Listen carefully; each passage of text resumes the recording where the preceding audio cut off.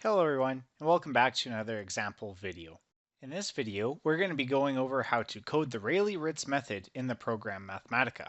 Now the beam we're going to be modeling is actually the beam pictured over here on the right, and as we can see it's a special type of beam in that it has two different types of loading we have to consider. The first is the distributed load Q, and the second is the point load P. Now as you guys may remember, when we're solving the exact solution for this beam, that point load P, well, that's a real pain in the ass because that creates a discontinuity. Thus, we actually had to split the beam into two sections and have two differential equations, one for each one of those sections. So what we're going to do to make our lives easier is approximate this beam using the Rayleigh-Ritz method. Now, the nice thing about approximation methods is that we actually don't have to split the beam up like we would for the exact solution. As you guys are going to see, with this Rayleigh-Ritz method, we can actually solve for the beam as just one continuous function, which makes our lives a lot easier. And if our lives are easier, then of course we're all happy. All right, so let's get started. So remember that when we're dealing with these approximation methods, the first thing that we have to do is select an approximation function. So as we've covered in the course, the thing that we typically like to do is assume a polynomial. So I'm going to just go approximation function. I like to comment the code so you guys can follow along. So this is where I'm going to put my approximation function, and I'm simply going to call my variable for my approximation function y_approx. It makes it very clear what I'm trying to model. Now again, we typically pick a polynomial. And as you guys may have seen in the video where I solved the Rayleigh-Ritz method by hand, I picked a second order polynomial just because it was nice and easy to solve by hand. The beautiful thing about computer programs like Mathematica here is that we're actually not limited by that complexity. The computer does all the hard work. All we have to do is basically just type in our code. So what I'm going to do is I'm going to pick a sixth order polynomial function. And yes, that's a lot of terms, but again, Mathematica is going to be doing all the heavy lifting, so I don't have to worry too much at all. So what I'm going to do is I'm going to say y_approx. Well, this is going to be equal to the coefficient a0 plus the coefficient a1 multiplied by x1 plus the coefficient a2 multiplied by x1 squared, and so on. So I'm just going to cut to when this is done. And here is our approximation function. So if I were to run the code right now by going Shift Enter, we can see that we have our approximation function is simply a0 plus a1 times x1 plus a2 times x1 squared plus a3 times x1 cubed plus a4 times x1 to the fourth, etc., etc.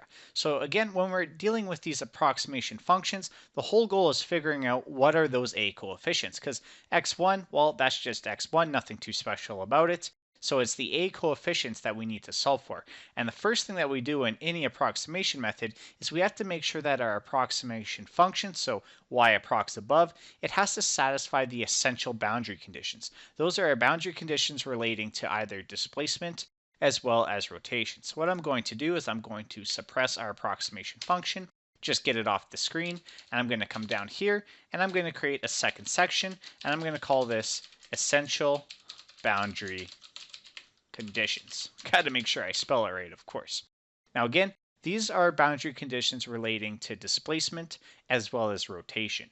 Now if we look at our beam here on the side, we can see at the left hand it is fixed. Therefore, the displacement as well as the rotation at that end must be equal to 0. So what I'm going to do is I'm going to say boundary condition 1, which will correspond to the displacement.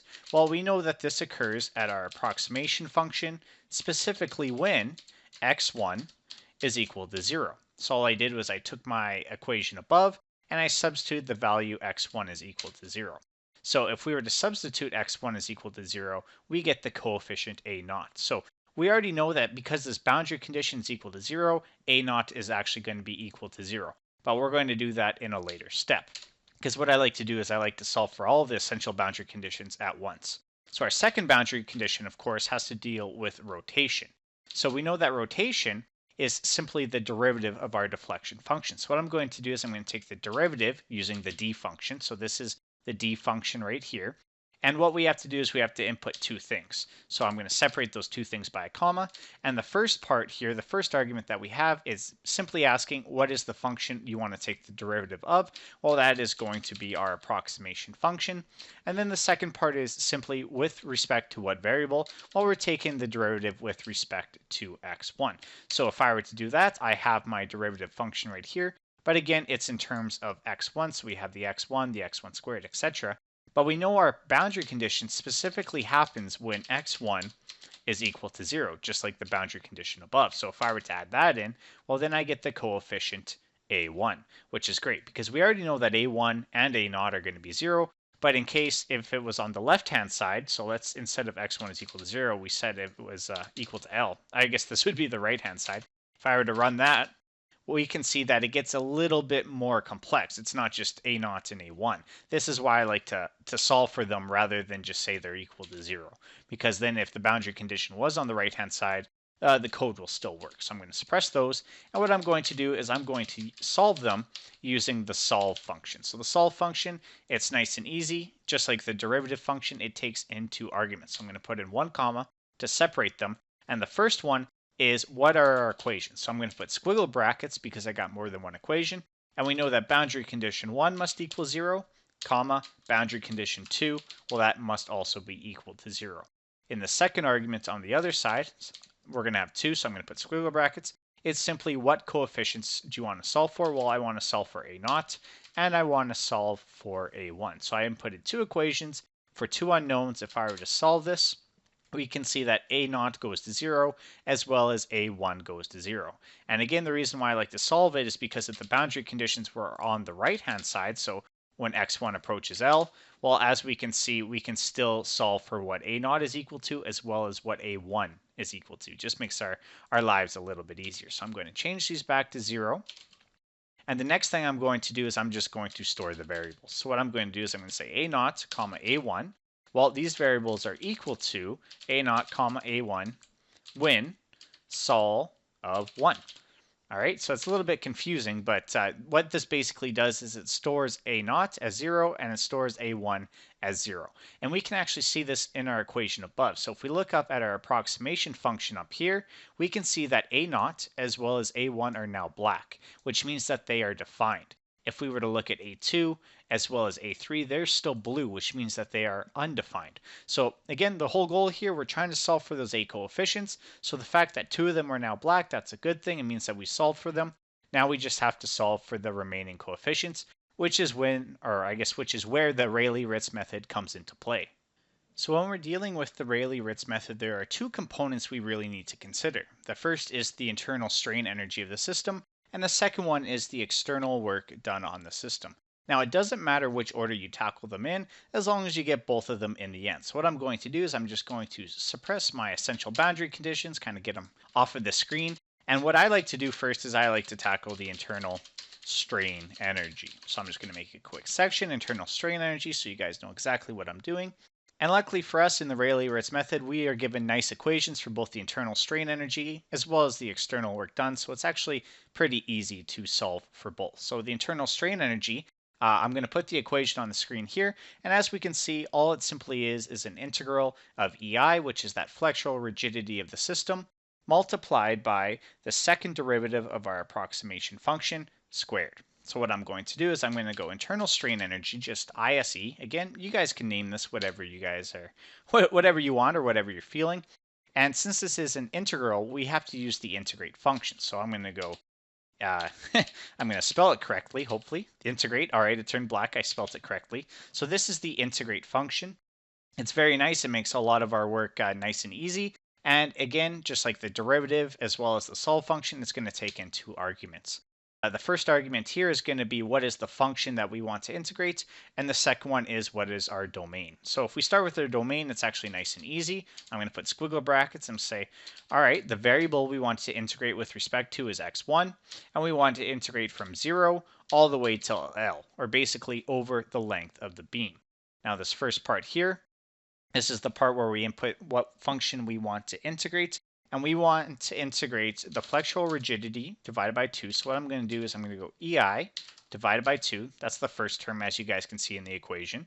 And then I'm going to multiply this by the second derivative of our approximation function. So we know what derivatives, we use the D command. So this is the derivative function.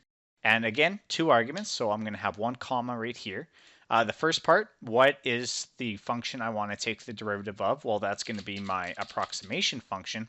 And the second part is going to be what variable do you want to take it with respect to? Now we want to take it with respect to x1, but we have a little bit of a problem here in that this function, the way it is, it's only going to take the derivative once, which is a problem because if we look at our equation, we actually want the second derivative.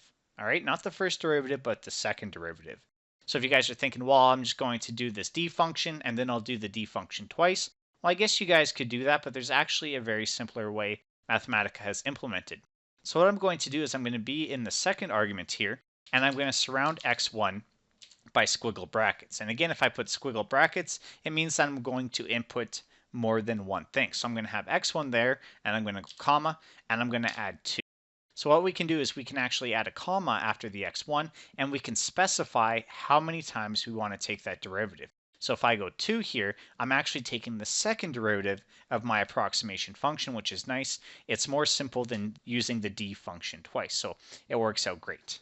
All right, so again, I want to emphasize this because this is what'll get everybody. And I mean it, I've seen it so many times, is that when we take this second derivative of our approximation function, we have to square it after. So include the exponent 2. As you guys can see in the equation, the second derivative there is squared.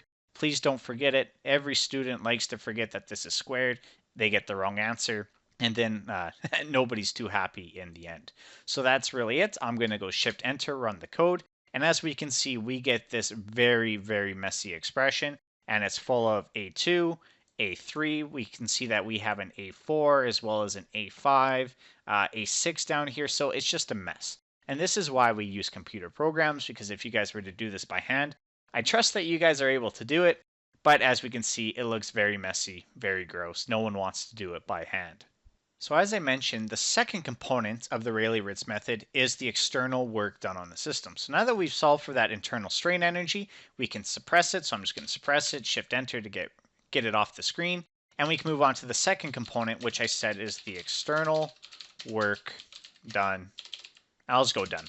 You guys know what I'm talking about. We know it's done on the system. I don't have to really add that. All right, and this is actually very easy. It looks complex because of the formula, as you guys can see on screen. However, it's really simple in that the formula is basically this. We're going to take every force that's present on our beam and multiply it by its corresponding displacement. That's it. That's all. Nice and easy. So as we can see that we have two different forces acting on our beam, we actually have two different external work terms. So I'm going to separate them by W1 and W2. And W1 here is going to correspond to the distributed load. All right, so W1, again, this is going to be equal to our distributed load.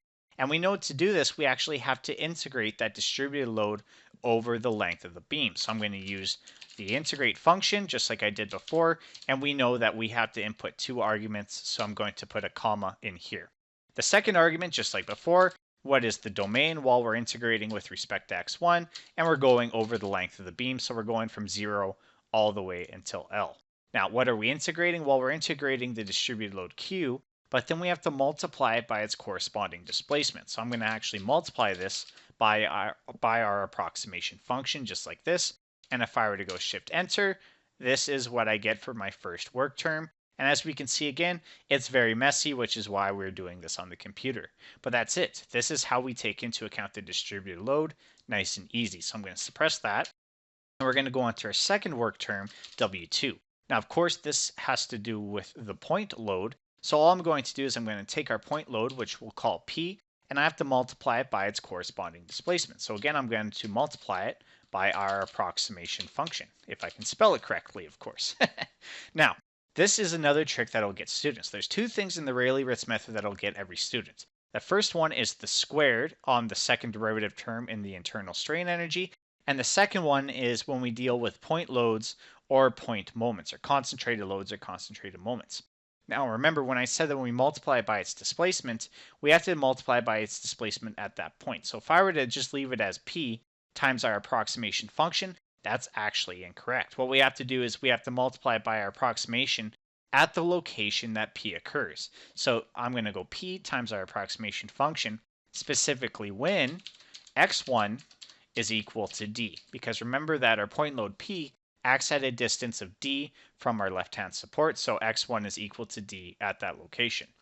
Now again, if I were to run it, it gets pretty complex. well, it's actually not as complex as before, but it's still complex, which is why we're using a computer program. So now that we've accounted for both of our loads, I can suppress that, and our total external work done on the system is simply the summation of all those that we calculated before. So W is simply going to be equal to W1 plus W2. Nice and simple. Now what I usually do is I typically put a space in between or after my equal sign, so it was kind of bothering me a little bit there. There's my OCD kicking in a little bit. So if I were to go Shift Enter here, this is going to be the total external work done on the system, which is great because, again, I said the Rayleigh-Ritz method, it has two things that we need. The first is the internal strain energy, which we calculated above, and the second one is the external work done on the system, which we've now just calculated. So I'm going to suppress it, go Shift Enter to clear our screen, because now we're going to move on to the next step, and that is calculating the potential energy of the system. So what I'm going to do is I'm going to come down here, and I'm just going to label this potential energy. Nice and simple, nice and easy. And the calculation is also nice and easy. As you guys can see on the screen here, the potential energy of the system is simply the internal strain energy minus the external work done. So I'm going to go, my potential energy is going to be equal to the internal strain energy, if I spell it correctly, minus the total work done on the system, which we defined as W. And that's it. So if I were to run this, this is the potential energy of the system, and as we can see, it is a nightmare. Again, why we're using the computer and not doing this by hand. So the question is, we have an equation now for the potential energy. How can I use this equation to solve for the unknown coefficients? If we look inside, we can see that the potential energy is a function of A2, A3, A4, A5, as well as A6. There's a lot of terms, so the question is, how can we use this equation to solve for those terms? Well, it's actually very simple. What we want to do in the Rayleigh-Ritz method is minimize the potential energy. Potential energy, so I'm just creating this section. And how do we minimize the potential energy? Well, I'm just going to scroll down here. All we do is we're going to take our potential energy equation and take the derivative of it with respect to each of the unknown A coefficients that are remaining. So if we look here, we see that we have A2, we have A3, A4, A5, and A6. So all I'm going to do is I'm going to create equations that are simply the derivative of our potential energy with respect to each one of those coefficients. So what I'm going to do is I'm going to say my equation 1 here is simply the derivative, and so derivative, I'm using the d function, of our potential energy with respect to A2. And this is going to create a nice equation, as we can see here, and say, all right, that's great, but A3 is also unknown. So I can go equation 2 is equal to the derivative of our potential energy with respect to A3. That gets me another equation. Perfect. We know that A4 is also unknown. So I can go equation 3 is equal to the derivative of our potential energy with respect to A4. And we can do the same process with A5 and A6. Now you guys don't have to keep typing it out. All you guys need to do is copy, paste, change the equation numbers accordingly, and as well as taking the derivatives with respect to what coefficients accordingly. So now, again, if we just look here, all I did was take the derivative of our potential energy with respect to the unknown coefficients remaining. So A2, A3, A4, A5, and A6. All right, so now I have 5 equations for 5 unknowns. I can actually solve for the system. So what I'm going to do is I'm going to use the solve function, just like before, so capital S, O-L-V-E. And again, all I need to do is implement what my equations are, as well as what my unknowns are. So I'm going to have a squiggle bracket and a second squiggle bracket. In the first one, what are my equations? Well, we know equation 1, that's going to be equal to 0. Why is it equal to 0, Clayton? Well, again, remember that we're minimizing that potential energy. So when we take the derivative, we set it equal to 0. And I'm going to do this for each one of my equations. So equation 2 is equal to 0, equation 3 is equal to 0, equation 4 is equal to 0, and finally equation 5 is equal to 0. Now, just a little tip or trick, if you guys will, make sure that you guys are using double equal signs. If you guys use a single equal sign, well, things are going to get a little bit messed up. So please remember double equal signs. Now, another thing is if however many equations that we have, that's how many unknowns we can solve for. So since we implemented 5 equations, we can solve for 5 unknowns. In this case, we're going to solve for A2, A3, A4, A5, as well as A6. So if I implement this and I go Shift Enter, as we can see, we get exactly what each one of these coefficients are equal to. Now, since I kept this general, and by general I mean I didn't define what P is, I didn't define what D is, I didn't define what the length L is or any of that, as we can see, it is an absolute nightmare right now. So these are the correct coefficients, but since we don't supply any numerical values to any of our parameters, they look absolutely disgusting. So again, last thing I'm going to do is I'm just going to store each one of these parameters in front of their coefficients. So I'm going to say, all right, A2, A3, A4, and A5. Well, that's going to be equal to A2, A3, A4, and A5. Oh, I guess A6. Can't forget about A6, specifically when solution above. So now I solved for everything that I need to know. So I'm going to suppress this. And if we look up here at the top, specifically at our approximation function, I don't know why I had an extra space there, but we can see that all of our A coefficients are now black, meaning that we have defined every single A coefficient that we've needed to. Therefore, our approximation function is now complete. So I'm going to come down here, and if I were just to type our approximation function and run it, I have my approximation function, which is this lovely, disgusting thing right here. As we can see, it's pretty messy. It might get a little bit cleaner if we use full simplify.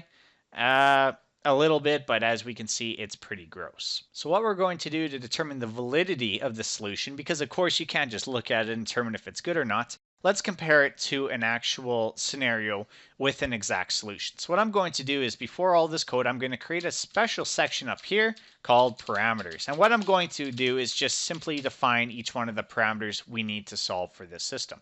So let's say that the length of our beam was 6 meters, or feet, whatever you guys want, doesn't really matter. Let's say that D is equal to 4 meters. Let's say that the moment of inertia of our beam, IG, well, let's say that that is equal to 0.003 meters to the fourth. So I'm going to go 3 divided by 1,000. And I'm going to show you guys why I do that in a second. Let's say that we have a Young's modulus of 20,000 kPa. And finally, let's say that our loads Q is equal to negative 45 kilonewtons per meter, and P is equal to negative 100 kilonewtons. All right, so all I did was define all the parameters of the system, but I need to be careful because if I look down here, I defined my flexural rigidity as EI. So before I actually enter this, I need to define EI, but we know that's simply the elastic modulus multiplied by the moment of inertia. So if I were to run this now, as we can see, we have a nice, clean looking approximation function. Now, there's something that I want to show you guys, and that is this. Since I kept this in a fraction, remember I said it was 0.003 meters to the fourth. Now, since I kept this in a fraction, my answer is in a fraction. If I were to come up here and actually enter it as 0.003, go Shift Enter, as I can see, this is where I get decimals down here. So if you have one of your inputs as a decimal, your answer will be as a decimal. If you keep all of your inputs as fractions and whole numbers like this, oops, one more zero, our final answer will be in terms of fractions, which could be a little bit cleaner. Sometimes it gets a little bit more gross. All right, so another thing we can do is we can expand this equation to give it a different form. So if you guys want it in this particular form in terms of x1 squared, x1 cubed, x1 fourth, etc., you guys can just simply use the expand function to create that. So the last thing that we're going to discuss really quick before we end this is how good is this approximation compared to the exact solution. So I'm going to cut the video really quick, input the exact solution, and I will see you guys after I've done that. All right, guys, welcome back. So all I've done was implement the exact solution as we can see down here, but I also did something else. I thought, well, instead of just comparing the deflection function or approximate deflection function to the exact solution, let's also plot the approximate moment and the approximate shear function to the exact shear and the exact moment solution, just to kind of show us how good this approximation technique is. So all I did was to find the shear, I took EI and I multiplied it by the third derivative of our approximation function. And then for the moment function, I took EI and multiplied it by the second derivative of our approximation function. This is the exact same procedure we would use as if we had the actual approximation, the actual displacement function. So you guys know how to do that. I've covered it in previous videos. If you guys don't remember, I suggest going to look at the other videos. And the same goes for the exact solution. So I've covered this in previous videos. If you guys are curious on how I obtained this, please just go check out the other videos. So down here, all I did was plot it, and these are our results down here. So I'm just going to scroll down. And if we were to look at the deflection plot and compare the exact solution to the approximation, well, as we can see, it's pretty much bang on. There is no major differences between the exact solution and the approximation whatsoever. Now, this is really nice because remember, to determine this exact deflection equation, we had to split up our domain into two separate parts due to that discontinuity provided by the point load, and it just made things a real pain in the ass. The approximation solution, we didn't actually have to do that at all. We can solve it as one single continuous function, which is really nice. It made our lives a little bit easier. Now, even though assuming our approximation is continuous didn't impact our deflection plot, if we were to come down here to the moment and the shear plot, we can see that the approximation, because it is continuous, does not actually account for any of the discontinuities that the exact solution would have. So for example, at d is equal to 4 meters, where we have that point load that drops down our shear profile, our approximation cannot actually capture that. As we can see here, it remains continuous. It does not account for that sudden drop. So that is something to be aware of when we're dealing with these approximation functions, and that they are weak form solutions. Clayton, what does that exactly mean? Well, it means that it's very good at solving the initial problem, which is finding out what our deflection is. But once we start taking the derivatives to find things like rotation, moment, and shear, it starts losing accuracy, and it starts losing accuracy pretty fast. As we can see, deflection plot, it looks great, almost exact. Moment plots, well, around the discontinuity, we can see it changes a little bit. But then once we get down to shear, the approximation is pretty good, but as we can see, it still has a lot of problems, especially around that discontinuity right there. So that's it for this video tutorial. That is the Rayleigh-Ritz method. I think I've covered everything that you guys need to know, so if you guys have any questions, please just let me know. Alright guys, thank you so much for watching. I really appreciate it. I will see you guys in the next example video.